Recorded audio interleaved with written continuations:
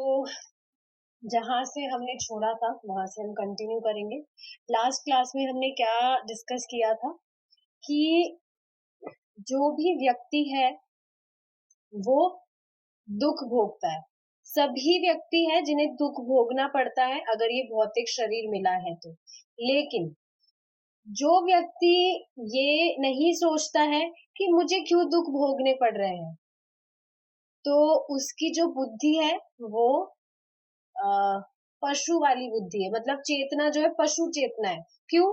क्योंकि एक पशु ही है, वो ही नहीं सोच सकता इस चीज को कि उसे दुख क्यों हो रहा है। वो सिर्फ दुख झेल सकता है, पर ये क्वेश्चन नहीं कर सकता या ये नहीं सोच सकता कि मुझे दुख क्यों हो रहा है। लेकिन जो मनुष्य है, he has only blessed with elevated consciousness, so only he can question this कि why I have to tolerate, why I have to suffer all these miseries. तो ठीक है, अब हम देखेंगे, आगे बढ़ेंगे। लेकिन देखिए, अब देखिए आगे क्या चीज कही जा रही है। साधारणतया बद्ध जीव अधिक बुद्धिमान नहीं होते और इसलिए वह कभी ये पूछने की चेष्टा किए बिना कि वे क्यों दुखी है, दुख भोगते चले जाते हैं। बद्ध जीव मतलब क्या होता है? कंडीशन सोल, कि कुछ भी सेल्फलेस एक तो वो नहीं कर सकता है, उसके अलावा वो इतना ज्यादा बद्ध है, इतना ज्यादा फॉलन है कि ज्यादा बुद्धि नहीं लगाता है। तभी तो आप देखेंगे कि मनुष्य ऐसा तो है नहीं, कितने सारे मनुष्य हैं, लेकिन उनमें सिर्फ सिर्फ गिने चुने ही लोग हैं जिनको ये जो इस पाथ पे चल पाते हैं। तो यही चीज बताई जा रही है कि अधिक बुद्धिमान नहीं होने के कारण वो ज्यादा सोचता नहीं है और बस दुख को भोगता चला जाता है। उसे अपना वे ऑफ लिविंग मान लेता है कि हाँ ये है, अगर ये हो रहा है तो ये ऐसे ही चलेगा, इसका कुछ भी निवारण नहीं हो सकता है। किंतु हमें जानना चाहिए कि संसार में दुख तो है ही, और यदि इसके निवारण का कोई उपाय है तो हमें उसका लाभ उठाना चाहिए। तो देखिए, दुख तो है, लेकिन दुख का अगर निवारण है तो उसका पूरा हमें फायदा उठाना चाहिए, पूरा लाभ उठाना चाहिए। तो देखिए क्या कहा जा रहा है। I woke up, I have clothes to wear, I have running water, I have food to eat, life is good, I am thankful. बस यहीं तक व्यक्ति सीमित हो जाता है कि मैं सुबह उठता हूँ, मेरे पास पहनने को कपड़े हैं, पानी है, पानी चल रहा है बढ़िया, खाना है खाने को, जो लाइफ है वो बहुत बढ़िया है और मैं इसके लिए बहुत ही ज्यादा थैंकफुल हूँ। बस यहीं तक सीमित रहता है, इसके आगे कुछ सोचता ही नहीं है क्या इसके आगे भी कुछ है। इन चीजों पे ही ध्यान देकर, मतलब इन चीजों पर ही रहकर वो सीमित रह जाता है, इसके आगे नहीं सोचता है। ठीक है, ऑफ कोर्स ऐसा नहीं कहा जा रहा है कि यहाँ पर देखिए वर्क की बात नहीं आ रही है कि कोई अच्छा काम करे, नहीं। जो भी दुख जीवन में आते हैं वो क्यों आ रहे हैं ये क्वेश्चन करना चाहिए। पहले हो सकता है कि हमें भी नहीं दिखता हो कि दुख है, जब हमने नॉलेज लिया तब समझ आया, अरे ये जीवन तो सच में बहुत बड़ा बड़ा फजियत है, यहाँ पर तो बहुत ज्यादा दुख है। कभी हमने इतना नोटिस नहीं किया हो, लेकिन अब तो प्रत्यक्ष दिखता है और महसूस भी करते हैं हम, कुछ भी चीज होती है तो कितना दुख है, कितना झेलना पड़ता है। इसलिए नॉलेज लेना जरूरी है। महर्षि ऋषभ देव ने अपने पुत्रों को इस प्रकार उपदेश दिया था। मेरे प्रिय पुत्रों, इस मानव जीवन में तुमने ये सुंदर शरीर प्राप्त किए हैं। अब तुम्हें जानना चाहिए कि इनका लक्ष्य शूकर कुकर के शरीरों की भांति इंद्रिय तृप्ति के निमित्त नहीं है, अपितु आत्म साक्षात्कार के लिए है। तो क्या कहा जा रहा है कि ये मनुष्य जीवन हमें मिला है, सुंदर शरीर मिला है, सो कॉल्ड सुंदर, सुंदरता कुछ है नहीं इसमें, बट ऐसे दिखने में तो लगता है। तो ये चीज सोचनी चाहिए, कुकर शुकर किनको कहा गया है, जो सुअर और कुत्ते होते हैं, जैसे वो, उनको जो शरीर मिला है और वो अपनी इंद्रिय तृप्ति में लगे रहते हैं। आप देखेंगे जो भी एक कुत्ता है, वो उठते ही पहले क्या देखेगा, खाना कहाँ है, या फिर वो सोएगा, या फिर वो हमेशा उसे भय बना रहेगा कि कोई उसे मार ना दे, और मैथुन। बस इन चार चीजों के अलावा जो है जानवर सोच ही नहीं सकता है। लेकिन ये समझना चाहिए कि जो मनुष्य जीवन है वो सिर्फ इन चार चीजों के निमित्त नहीं है, अपितु आत्म साक्षात्कार के लिए है। आत्म साक्षात्कार मतलब जिज्ञासा करना कि हम कौन है, भगवान कौन है, हमारा उनसे क्या संबंध है, और उस संबंध को कैसे जागृत किया जा सकता है। निश्चित ही ऋषभ देव का कहने का मतलब यह है कि इंद्रिय तृप्ति का जीवन शुक्रों जैसे मलभक्षी प्राणियों के लिए है, चूंकि अब हम लोग उच्चतर जीवन स्तर पर है। हमें निम्नतर जीवन स्तर के प्राणियों का अनुकरण करने का प्रयास नहीं करना चाहिए।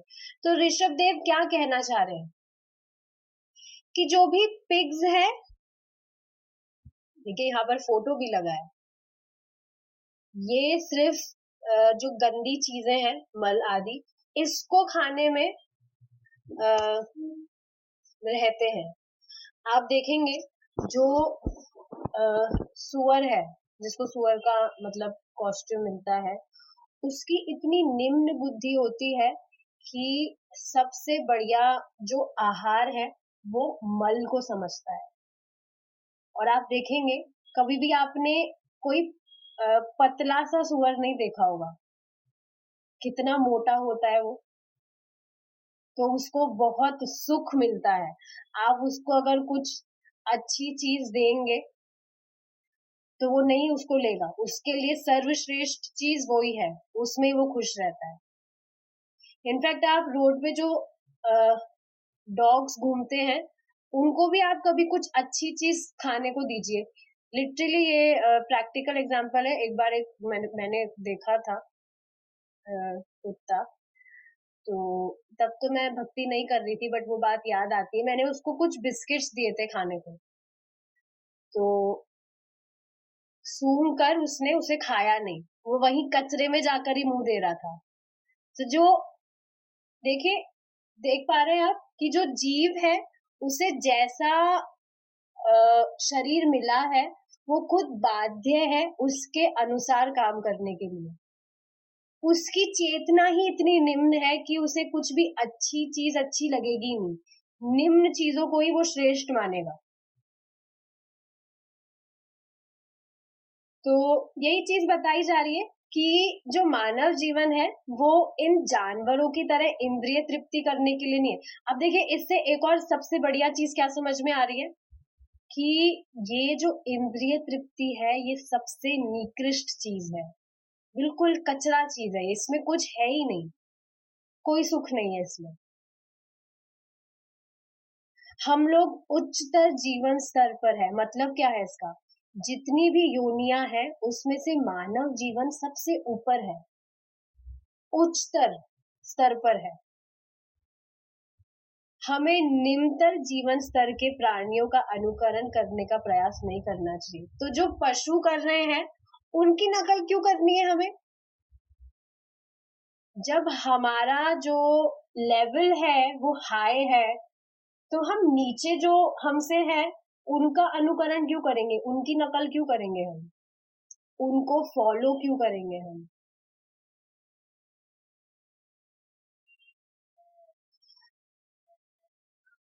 आप देखिए ना, किसी वर्क की ही बात कर लेते हैं, किसी का डेजिग्नेशन थोड़ा ऊपर होता है, तो खुद को वो बहुत हाई क्वालिफाइड समझता है, नीचे वो क्यों देखेगा? नीचे जो अंडर क्वालिफाइड लोग हैं, वैसे काम वो क्यों करेगा? खुद को हाई क्वालिफाइड समझ रहा है तो वही चीज है, हम उच्चतर स्तर पर हैं, जितने भी प्राणी हैं, जितनी भी जीव हैं, उनसे हम उच्चतर स्तर पर हैं, तो हमें उनको फॉलो नहीं करना है, प्रयास भी नहीं करना चाहिए।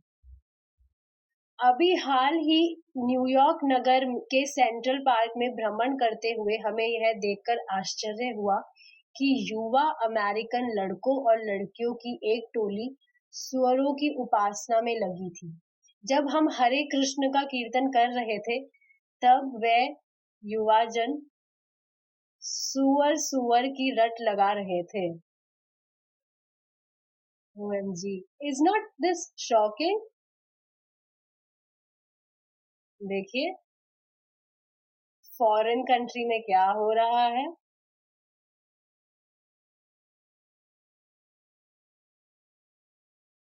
सुअरों की उपासना में लगी हुई थी। तो जब हरे कृष्णा का कीर्तन कर रहे थे भक्त लोग, तो वो सुअर सुअर की रट लगा रहे थे।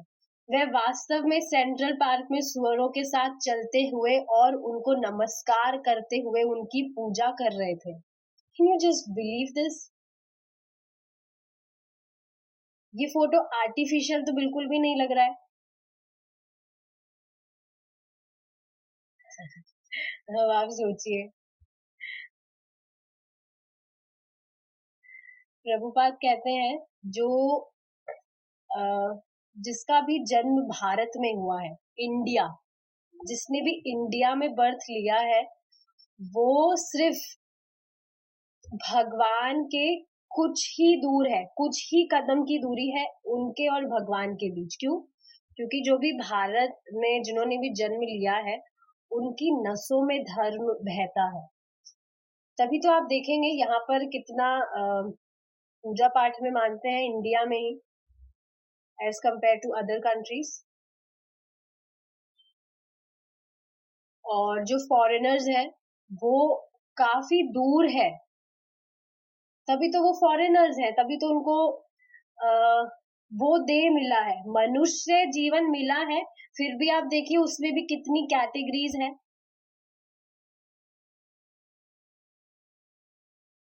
भक्ति में जब मैं नहीं थी तो मैं इसी चीज के लिए परेशान थी, मैं फॉरेनर क्यों नहीं हूँ। लिटरली मेरे मन में इच्छा आती थी, मुझे फॉरेनर होना था, मैं फॉरेनर क्यों नहीं हूँ। अब भगवान को धन्यवाद करती हूँ, भगवान अच्छा हुआ बचा लिया, फॉरेनर नहीं बनाया मुझे, क्या दुर्गति होती नहीं तो। फॉरेन में लोग कितने ज्यादा भोगों में पड़े रहते हैं।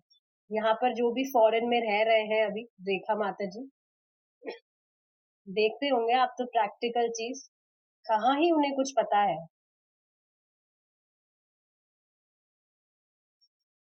देख रहे हैं आप कितनी, मतलब मनुष्य जीवन पाने के बाद में भी कैसी चेतना है लोगों की। तो फॉरेनर्स बहुत ज्यादा दूर है, मनुष्य जीवन उन्हें भी मिला है, पर फिर भी बहुत दूर है भगवान से। तो फिर भी आप देखेंगे कितने सारे फॉरेनर्स भी भक्ति कर रहे हैं। All glories to Srila Prabhupada. वे वास्तव में एक सुअर को अध्यक्ष बनाना चाहते हैं और उन सुअरों से अपने नेतृत्व की अपेक्षा रखते हैं। यह स्थिति यहाँ तक पहुंच गई कि सिटिल के एक बी इन, एक होटल में एक निर्देशन हुआ, जिसमें लड़के लड़कियां निवस्त्र होकर कीचड़ में धंसे और सुअरों के साथ खेलने लगे। कितनी हास्यास्पद लग रही है ये सब बातें। हम सब तो इमेजिन भी नहीं कर सकते ये चीज। क्या कहा जा रहा है कि जो भी माता जी और प्रभु जी हैं वहां पर फॉरेन में, उन्होंने कपड़े नहीं पहने हैं, निवस्त्र हैं, निवस्त्र होकर कीचड़ में सुअरों के साथ में खेल रहे हैं। आप सोचिए, हम जब कहीं मार्केट भी जाते हैं, बाहर जाते हैं, और कभी किसी से हम टच भी हो जाते हैं, किसी सुअर से या किसी कुत्ते से, तो तुरंत नहीं लगता हम तो अपवित्र हो गए, अब स्नान करना चाहिए हमें। कितना खराब लगता है। और यहाँ देखिए क्या हो रहा है, उनके साथ खेल रहे हैं कीचड़ में। इस प्रकार वे लोग सुअरों के साथ तादात्म्य करके उनकी उपासना कर रहे थे। यह सब उस देश में हो रहा है जहाँ के युवा जनों के पास सुंदर शरीर है, जहाँ प्रचुर धन है और जहाँ अन्य राष्ट्रों के युवा जनों की तुलना में उनको अधिक सुविधाएं प्राप्त है। कहते हैं ना, developed countries, so called developed countries. India को डेवलपिंग कंट्री बोलते हैं, राइट? और जो भी फॉरेन कंट्रीज है, दे आर डेवलप्ड कंट्रीज। तो देखिए किस चीज में डेवलप्ड है वो। वहां पर हमसे मतलब ज्यादा ब्यूटीफुल लोग पाए जाते हैं, प्रचुर धन है उनके पास में।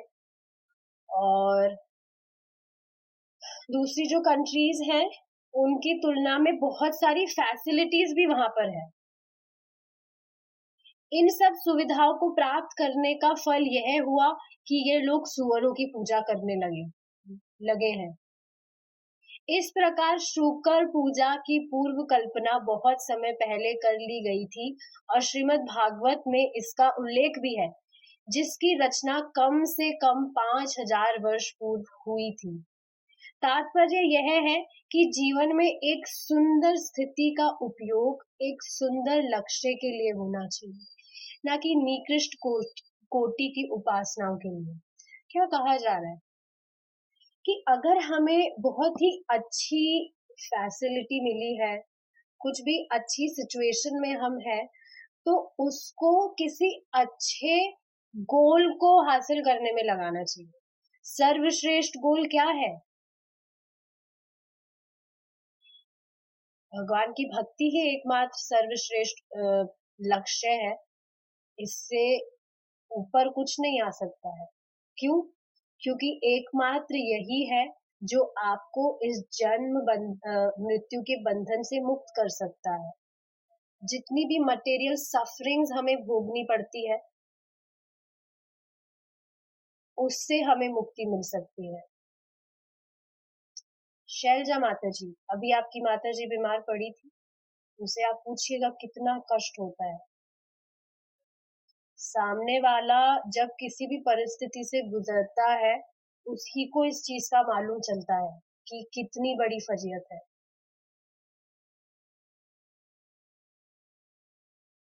तो कभी भी जो ह्यूमन लाइफ है उसे अंडर एस्टिमेट नहीं करना चाहिए, दूसरी चीजों को ज्यादा प्रायोरिटी देकर।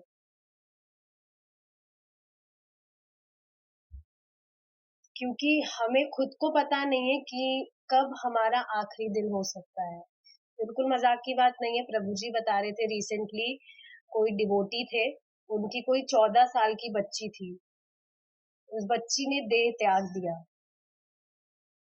सोचिए आप, जबकि वो भी थोड़ी बहुत भक्ति करती थी, बच्ची थी, उनके पेरेंट्स भी डिवोटी थे, बट फिर भी ऐसा मत सोचिएगा कि भक्ति कर रहे तो हमें मृत्यु छू भी नहीं सकती है।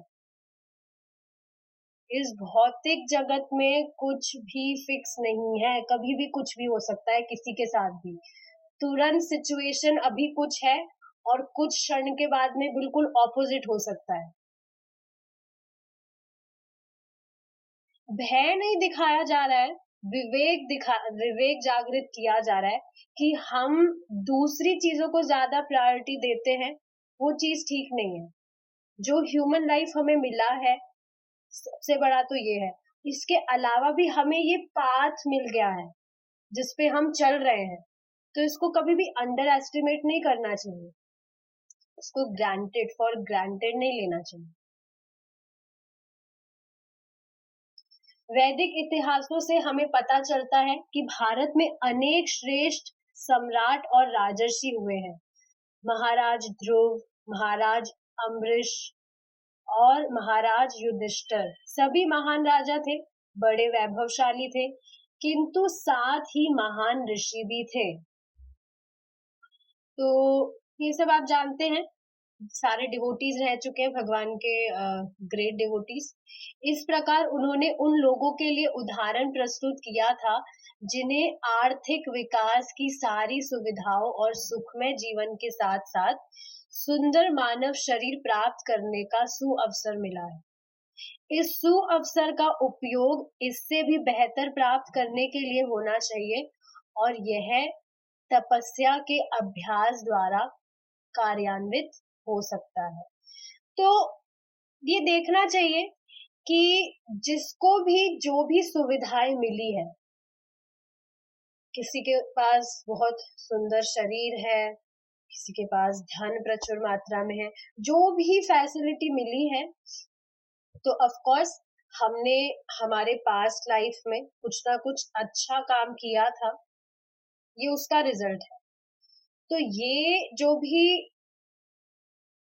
जो रिजल्ट हमें प्राप्त हुआ है, जो भी अच्छी फैसिलिटीज है, इसका सही तरह से आप फायदा कैसे उठा सकते हैं? By doing your work in relation to Krishna. तभी जो भी आपके पास फैसिलिटीज है, उसका आप बहुत अच्छे से लाभ उठा पा रहे हैं। इस समय हम इन भौतिक शरीरों में स्थित हैं, किंतु यदि हम कृष्ण भावना की प्रक्रिया अपना ले तो हमारी चेतना विशुद्ध हो जाएगी। जन्म से अमेरिकी और यूरोपी होकर जो तरुण अनुयायी स्वेच्छा से कृष्ण भावनामृत का अभ्यास कर रहे हैं, वह इस अभ्यास से अत्यंत प्रसन्न है।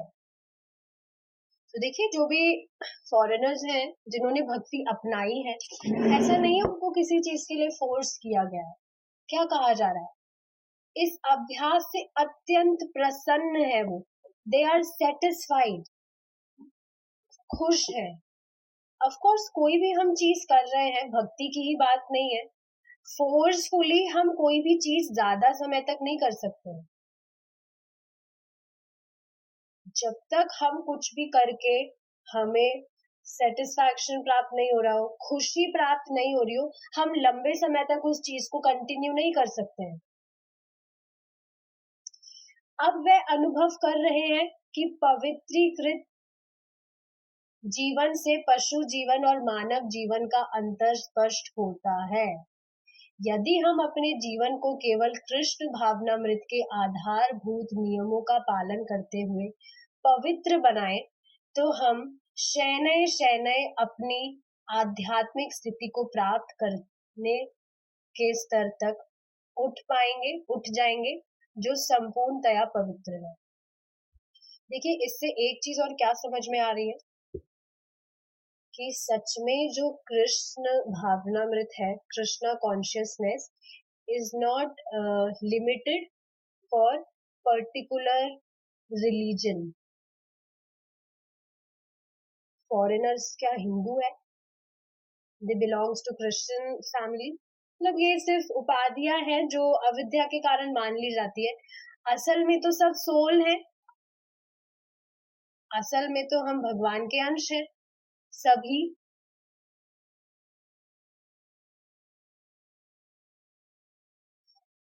तो एक तरह से ये बहुत ही ज्यादा ब्रिलियंट चीज हुई है कि श्रीला प्रभुपाद के प्रचार से जो फॉरेनर्स हैं, they also got attracted towards भक्ति, Hippies. प्योर डिवोटीज बन गए। Can you just imagine? Hippies. Hippies. क्या होते हैं, बहुत ज्यादा इग्नोरेंट मूड में होते हैं, कपड़े वपड़े नहीं पहनते थे और प्रभुपाद को बहुत ज्यादा अब्यूज करते थे, बट फिर भी देखिए प्रभुपाद ने कैसे उनकी कॉन्शियसनेस को चेंज कर दिया। अब सोचना चाहिए भक्ति कितनी ज्यादा प्रबल है। हम में से यहाँ कोई Hippie. तो नहीं है, या हमारे जो भी घर वाले हैं, जब Hippies. की जो चेतना है वो भक्ति के द्वारा चेंज हो सकती है, फिर तो किसी की भी हो सकती है। जब कोई इम्पॉसिबल चीज पॉसिबल हो सकती है, तो फिर कुछ भी पॉसिबल हो सकता है। ये तो दिख रहा है, कोई भी इम्पॉसिबल चीज पॉसिबल हो गई है, तो कुछ भी पॉसिबल हो सकता है। तो ये नहीं सोचना चाहिए कि कोई भी जो व्यक्ति है वो तो भक्त बन ही नहीं सकता, इसका तो इम्पॉसिबल है भक्त बनना। हमेशा Hippies. एग्जाम्पल याद करिए आप, इससे हमारा विश्वास और ज्यादा दृढ़ होना चाहिए कि भक्ति कितना ज्यादा प्रबल साधन है, कितना ज्यादा प्रबल। कोई भी दूसरा जो भी मेथड है या प्रोसेस है, इसके कंपैरिजन में छोटा ही है, कम ही प्रभावशाली है। तो देखिए, अगर हम सिर्फ कृष्णा कॉन्शियस होकर ही सारी चीजें करें और अपने आप को इतना प्योर बना ले, प्योर इन सेंस कि आप देखेंगे ना, भक्ति करते करते अपने आप ही जो भी खराब चीजें हैं अपने आप हटती है। हमारा खुद का नेचुरली मन नहीं करता है खराब चीजें करने का। पहले किसी से भी द्वेष करने बैठते थे, बट अब खुद का ही मन नहीं करता है कि क्या ही द्वेष करना है। कभी अनजाने में गलती से भी हो जाए त्रुटि, तो बाद में बहुत ज्यादा रेग्रेशन होता है, अरे क्यों किया, क्या कर दिया ये। पहले ऐसा नहीं था। तो हम धीरे धीरे अपनी आध्यात्मिक स्थिति को प्राप्त करने के स्तर तक उठ जाएंगे। मतलब धीरे धीरे हमारा प्योरिफिकेशन, देखिए कुछ भी हम चीज करते हैं, डेली डेली की बात हो रही है, तो हम उसमें परफेक्ट ही होते हैं। कोई भी चीज हो, भक्ति की ही बात नहीं हो रही है, आप उसे जब डेली नियमित रूप से कंसिस्टेंटली करेंगे, तब ही जो डिजायर्ड रिजल्ट्स है वो आप एक्सपीरियंस करेंगे। और अगर बीच बीच में गैप देते रहेंगे कि हाँ जब मन कर रहा है कर लिया, नहीं तो छोड़ दिया, तो फिर वो इतना ज्यादा कहाँ बेनिफिशियल होगा, जो रिजल्ट आना चाहिए वो कहाँ आएगा। तो जब कोई चीज हम कर ही रहे हैं, जैसे चैंटिंग की बात है, जब चैंटिंग कर ही रहे हैं तो थोड़ा अच्छे से कर ले।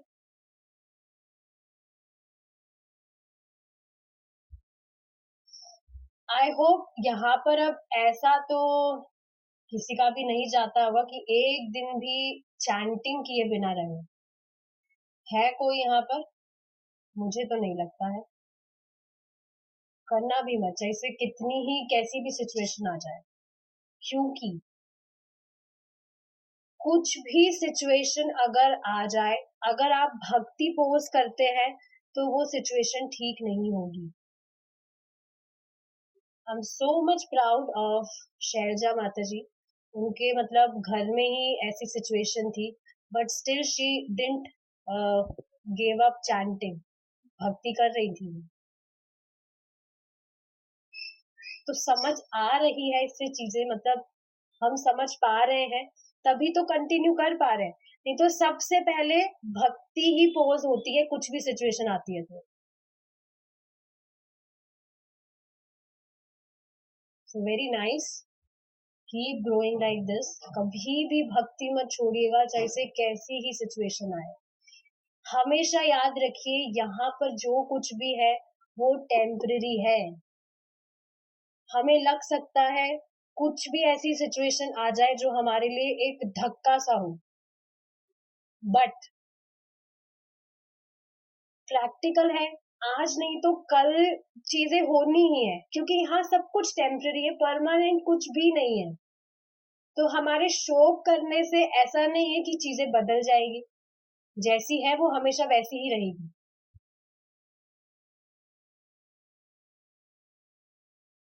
कृष्ण भावनामृत के आधारभूत नियम 4 है।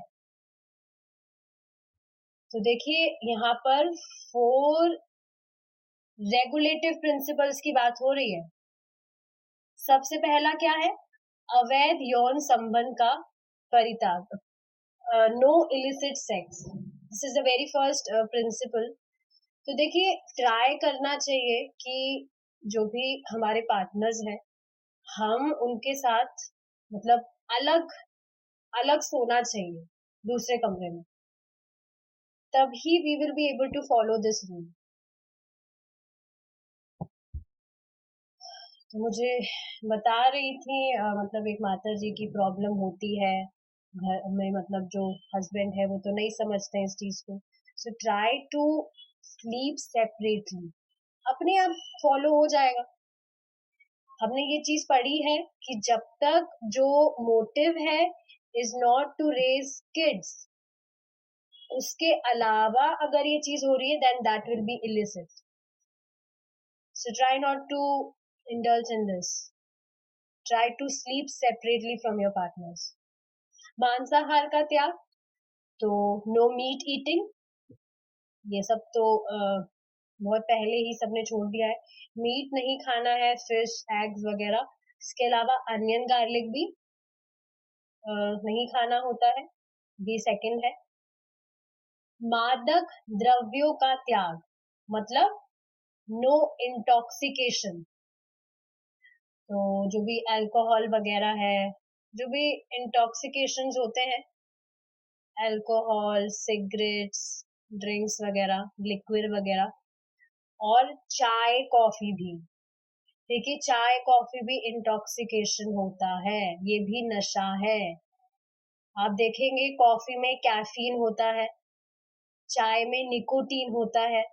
तो आप देखेंगे जो व्यक्ति चाय कॉफी पीते हैं वो इसके अभ्यस्त हो जाते हैं, आदी हो जाते हैं, छूटती नहीं है। क्यों? क्योंकि नशा है। कोई भी नशा वाली जो चीज है, नशे वाली जो चीज है, उसी के ही तो हम आदी हो जाते हैं, जकड़ लेती है वो, हमें छोड़ती नहीं है, छूटती नहीं है।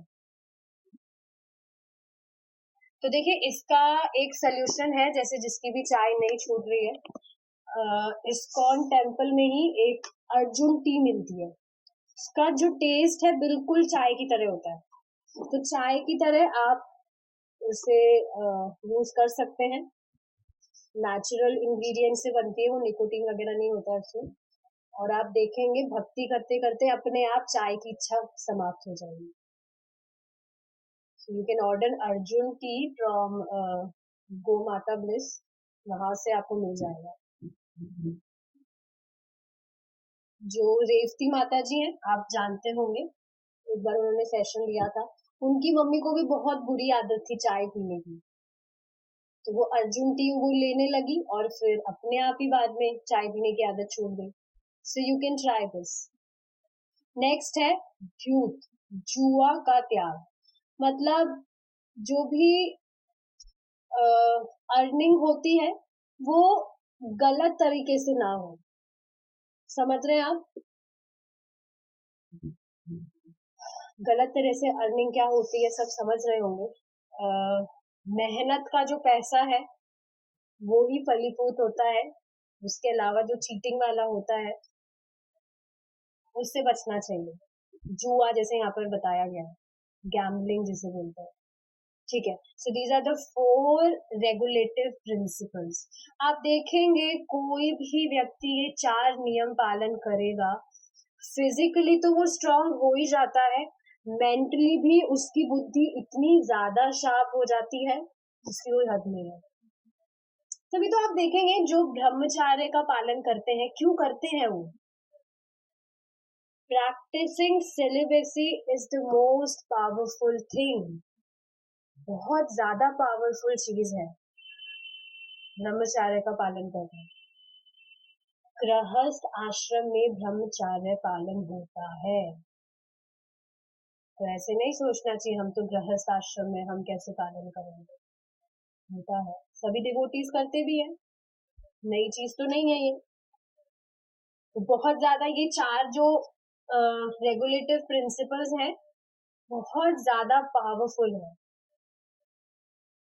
तभी तो आप देखिए कुछ भी एक्स्ट्रा चीजें नहीं बताई गई है, ये 4 चीजें बताई है। और आप देखेंगे सच में ये जो 4 चीजें हैं ये मेन है, अगर हम ये फॉलो करेंगे तो अपने आप हम स्ट्रांग हो जाएंगे। महर्षि ऋषभ देव ने अपने पुत्रों से कहा था कि एक बार अपना जीवन शुद्ध बना लेने पर उन्हें असीम आनंद की प्राप्ति होगी।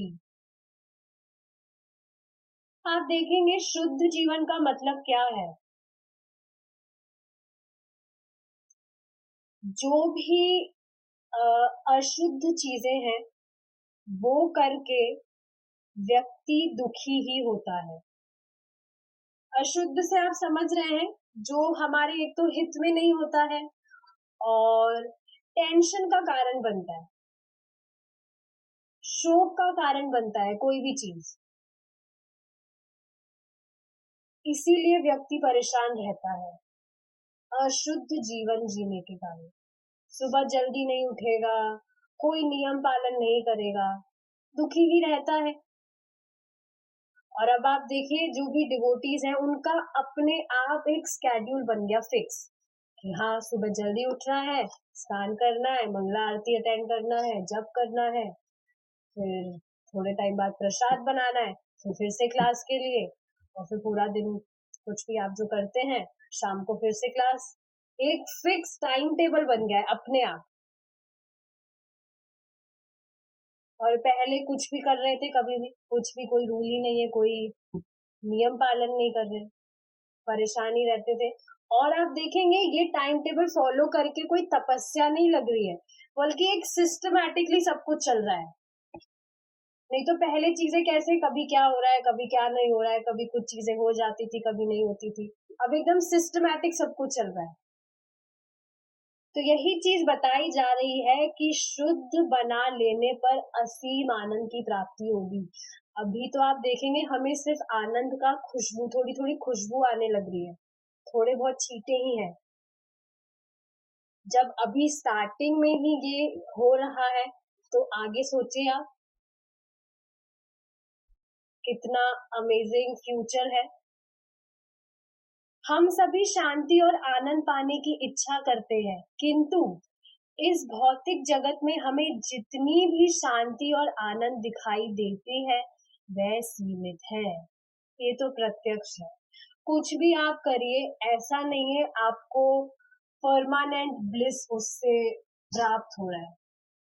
कोई भी सुख, पहली बात तो सुख है नहीं, आर्टिफिशियल है, और प्राप्त होता भी है तो वो क्षणिक होता है, कुछ टाइम के लिए होता है, फिर लो। लिटरली पहले तो मुझे इसी बात की टेंशन होती थी कि जैसे कुछ बढ़िया ओकेजन आने वाला है, जैसे दिवाली आई या मेरा बर्थडे आया, of course birthdays are not happy, पहले तो यही थिंकिंग थी। तो मैं इस बात के लिए दुखी हो जाती थी कि हाँ जैसे कुछ अच्छी चीज आ रही है, लेकिन फिर वो चली जाएगी तो फिर क्या होगा, कितना खराब लगेगा। उस टाइम पे भी मैं ये चीज ऑब्जर्व कर पा रही थी कि जो भी खुशी है कुछ टाइम के लिए, जब वो चली जाएगी तो फिर से दुख स्टार्ट। सोचा है आपने भी कभी ऐसा, कोई भी चीज, अच्छी चीज आने वाली होती है तो हमें खुशी होती है, पर फिर तुरंत विचार भी आता है कि जब वो क्षण चला जाएगा तो फिर से दुख। इसका मतलब क्या है? देखिए, जो आत्मा का स्वरूप है वो हमेशा सुख चाहता है, चाहता ही नहीं है कि दुख हमें हमारे जीवन में आए, हमें दुख की अनुभूति भी हो, ऐसा चाहता ही नहीं है कोई व्यक्ति। हमेशा चाहता है कि सुख बना रहे। दुख के लिए तो कोई प्रयास नहीं कर रहा है ना यहाँ, कि दुख आए हमारे जीवन में। सबको सुख चाहिए और असीमित चाहिए, मतलब नॉन स्टॉप सुख बस हमें मिलता रहे, दुख का तो आगमन ही ना हो। यदि हम केवल अपने जीवन को पवित्र बना ले और आध्यात्मिक जीवन प्राप्त कर ले, तो हमें असीम शांति और आनंद का अनुभव होगा, और हो भी रहा है। आर्टिफिशियल बात तो बिल्कुल भी नहीं है ये, जो भी अभी हम फॉलो कर रहे हैं। आप देखेंगे और भी लोग हैं जो भक्ति के अलावा काफी सारी चीजें करते हैं, पर फिर भी दे आर नॉट हैप्पी।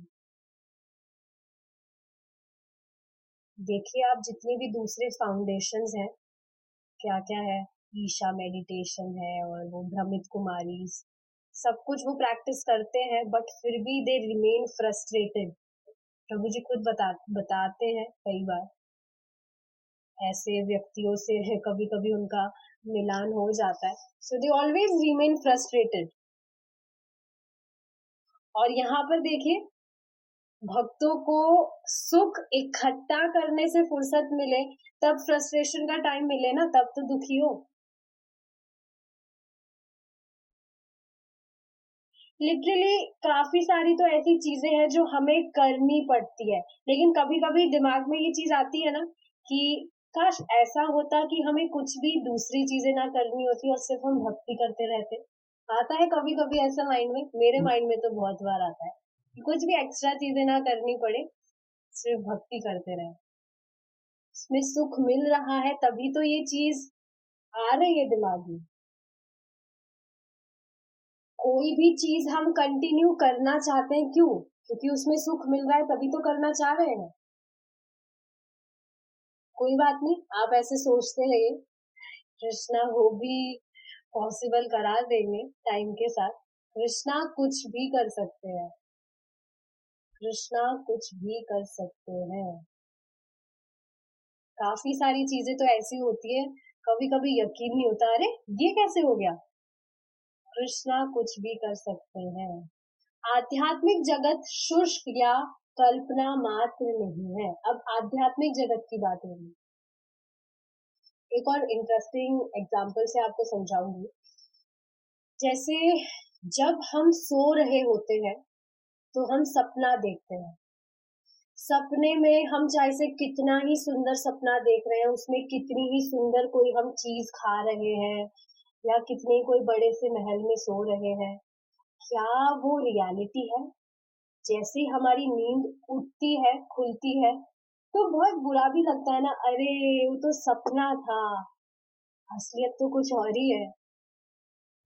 तो ये भौतिक जगत भी एकमात्र सपना ही है। सपना इन सेंस ऐसा नहीं है हम सब नींद में हैं, नहीं, मतलब जो भी चीजें हम समझ रहे हैं कि हमें प्राप्त है, वो प्राप्त नहीं है। एक समय आने के बाद में सब कुछ हमसे ले लिया जाएगा। तो किसी भी चीज में अटैचमेंट रखने का तो क्या ही स्कोप है, दुख का कारण ही बनेगा वो। तो विवेक रखना चाहिए इस चीज का कि कोई भी जो चीज है, मतलब कुछ भी जो वस्तु है, वो सिर्फ हमारे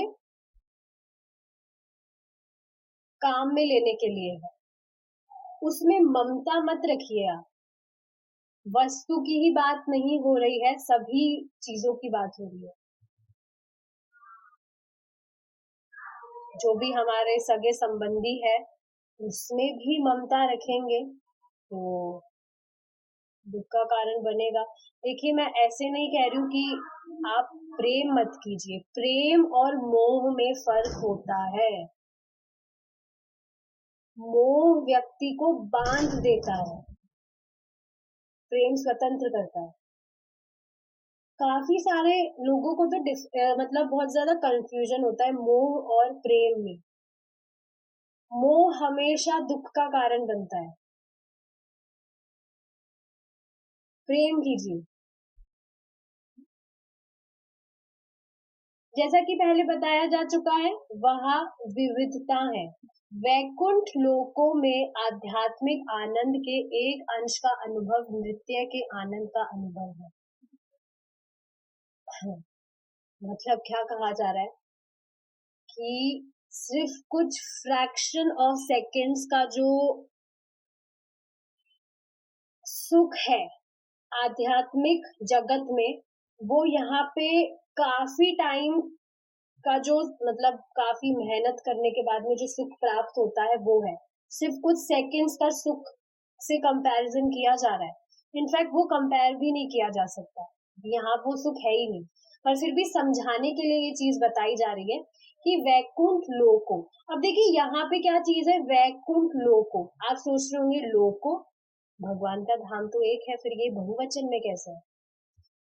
क्योंकि भगवान का जो धाम है उसमें भी, मतलब बहुत सारे बहुत सारे हैं, मतलब भी उसमें बहुत सारे हैं। जैसे मैंने बताया था, वैकुंठ धाम की प्राप्ति किससे होती है? भगवान के जो अन्य इनकारनेशंस हैं, कृष्णा के जो दूसरे जो भी इनकारनेशंस हैं, जिस भी व्यक्ति की उन इनकारनेशंस के प्रति अट्रैक्शन होता है, उन्हें वैकुंठ धाम की प्राप्ति होती है। लेकिन जो गोलोक धाम है, जो जिनको कृष्णा से अट्रैक्शन होता है, दे गो टू गोलोक धाम। हालांकि दोनों में इतना डिफरेंस नहीं है। और वैकुंठ धाम में आप देखेंगे भगवान के जितने भी अलग अलग इनकारनेशन है, तो अलग अलग विभाजित है वो। तो जैसे कोई भी व्यक्ति है, उसकी राम जी में श्रद्धा है, तो वो उस हिसाब से उस श्लोक में जाएगा। किसी की नरसिंह देव में श्रद्धा है, तो वो उस श्लोक में जाएगा। इसलिए यहाँ पे बहुवचन में बताया जा रहा है। तो वैकुंठ लोकों में आध्यात्मिक आनंद के एक अंश का अनुभव, नृत्य के आनंद का अनुभव है। वहां भी तरुण युवक युविताएं हैं। इनफैक्ट वहां पर तरुण ही रहते, मतलब हमेशा यंग ही रहते हैं। वहां पर बुढ़ापा नहीं आता है। और आपको पता है, आध्यात्मिक जगत में आप जैसे रहना चाहते हैं, मतलब कोई व्यक्ति है, कोई जीव है जो भगवान के चरणों में रहना चाहता है, तो वो पुष्प का रूप चाहता है, तो उसे वैसा रूप मिलेगा। कोई व्यक्ति जो है भगवान के लिए नृत्य करना चाहता है, तो उसे वैसा रूप मिलेगा। मतलब अपनी इच्छा पे सब कुछ डिपेंडेंट है। भगवान की जिस रूप में सेवा करना चाहता है, उसे वैसा रूप मिलेगा। और सबसे इंटरेस्टिंग चीज पता है क्या है? वहां भगवान को कोई भगवान नहीं मानते। जैसे हमारे जो फैमिली में है, सबको मतलब ऐसे ही मानते हैं, सब बराबर है, एक कनेक्शन होता है। ऐसा नहीं मानते ना ये हमसे छोटा है या बड़ा है, सबके लिए सेम ही भाव रहता है। वैसे ही यहाँ पर सब भगवान को भगवान नहीं मानते, अपने मतलब एक कनेक्शन जो होता है वो फील होता है। जैसे फॉर एग्जाम्पल, किसी भी कंपनी में कोई भी जो एम्प्लॉय है, वो बॉस को बॉस मानेगा और उस हिसाब से ही वो काम करेगा। लेकिन यहाँ पर ऐसा नहीं होता है। अभी भगवान है, हम भगवान की सेवा कर रहे हैं, वहां जाने के बाद में ऐसा नहीं है, सदस्य की तरह रहेंगे। वस्तुतः वहां वृद्धा अवस्था, रोग, मृत्यु और जन्म लेने की पीड़ा जैसी कोई वस्तु नहीं है। कितनी अमेजिंग चीज है ये। ना जन्म लेना पड़ेगा, ना मृत्यु आएगी, ना कोई रोग होगा। रोग कितनी बड़ी फजीयत है। लिटरली अभी जब मुझे बुखार आया था, तो मैं बहुत ज्यादा रिफ्लेक्ट कर पा रही थी इस चीज को। कितना ज्यादा फजीयत है रोग। बिल्कुल हेल्पलेस हो जाते हैं, कुछ कर ही नहीं सकते।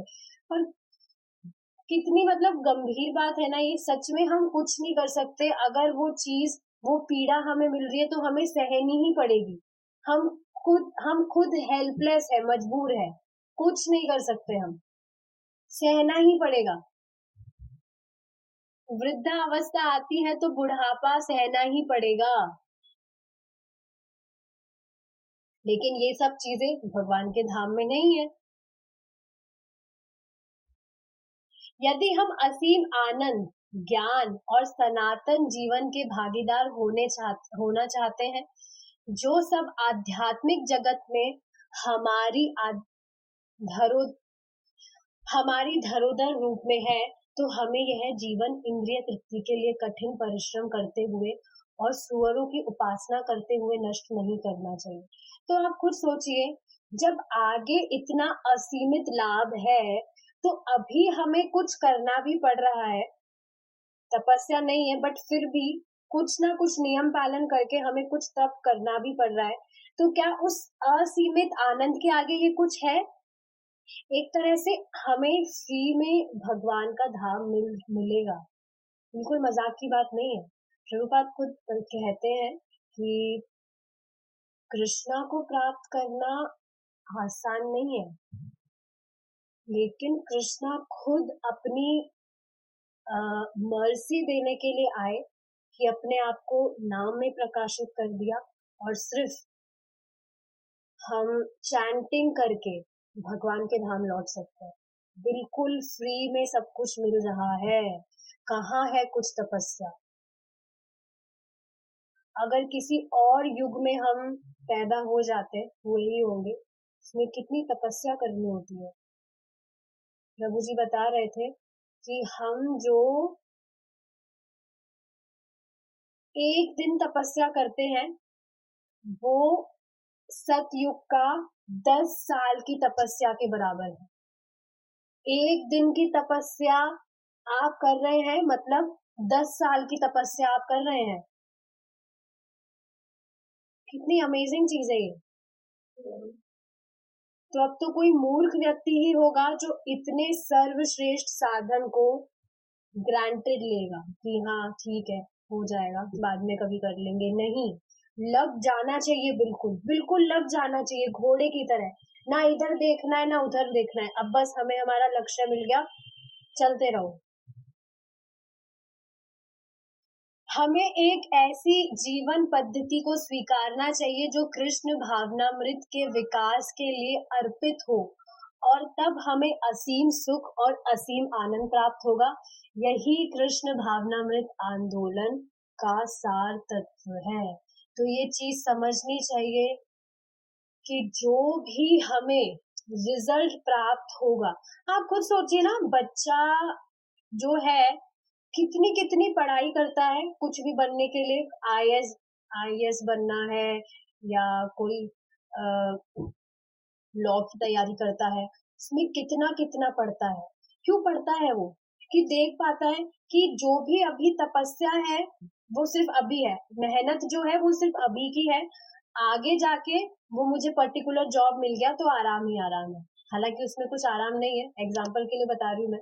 तो ये चीज सोचनी चाहिए कि आगे का जो सुख है वो इतना असीम है, इतना आनंद है आगे।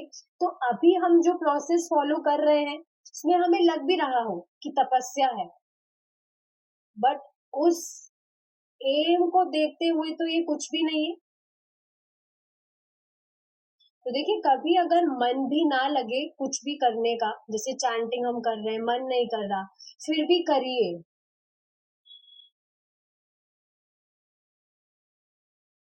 हमेशा एक बात ध्यान रखिए, प्रभु जी आज ही बता रहे थे कि हमें भगवान की सेवा में हमारी इंद्रियों को लगाना है, मन नहीं लगाना है। मन तो वैसे भी नहीं लगेगा। तो भगवान को आप खुद, you can pray from Krishna कि हमारा मन तो नहीं लग सकता है भगवान, हम तो सिर्फ हमारे सेंसेस को लगा सकते हैं। अब ये बाकी आगे की ड्यूटी आपकी है कि आप कैसे हमारा प्योरिफिकेशन करेंगे। हम तो बस चैंटिंग कर सकते हैं, मुंह से बोल के, कान से सुन सकते हैं, प्रसाद पा सकते हैं, जो भी A to Z सेवा है अपने सेंसेस को हम लगा सकते हैं। मन नहीं भी लग रहा है तब भी करिए, क्योंकि मन तो चाहता ही नहीं है कि हमारा अच्छी चीजों में लगे, तो हमेशा हमसे कुछ गड़बड़ काम ही कराना चाहता है। तो कभी कभी अगर चैंटिंग करने का मन भी नहीं करता या कुछ भी करने का मन भी नहीं करता है, तब भी लगे रहिए, रुकिए मत, क्योंकि नहीं करने से मन नहीं लगेगा। एक और लास्ट में अमेजिंग चीज बताना चाहती हूँ। हम जो भी चीज करते हैं, जो भी हमारी प्रवृत्ति है करने की, जैसे कोई हमारी इच्छा है, अगर हम उस इच्छा को पूरा करेंगे तो वो और प्रबल होती है। ठीक है, ये चीज समझ पा रहे हैं? ऐसा नहीं है कि जैसे एक एग्जांपल होता है कि हमारी जो भूख है, हम जितना खाना खाते हैं उतना वो शांत होती है, लेकिन यहाँ पे चीज अलग है। हमारी इच्छाएं जो आती है, हम उनको जितना पूरा करने का प्रयास करते हैं वो और बढ़ती है। तो हम भक्ति जितना करेंगे, भक्ति करने की इच्छा और बढ़ेगी। हो सकता है अभी ये अनुभव नहीं हो रहा है, पर जैसे जैसे करेंगे अपने आप होगा। तो हमारा जो फर्स्ट चैप्टर है कृष्ण भावनामृत की प्राप्ति, elevation to Krishna consciousness book से यहाँ कंप्लीट होता है। Will start with our second chapter in our next class. Will stop here now. Srila Prabhupada की जय। निताई गौर प्रेमानंदे। हरि बोल।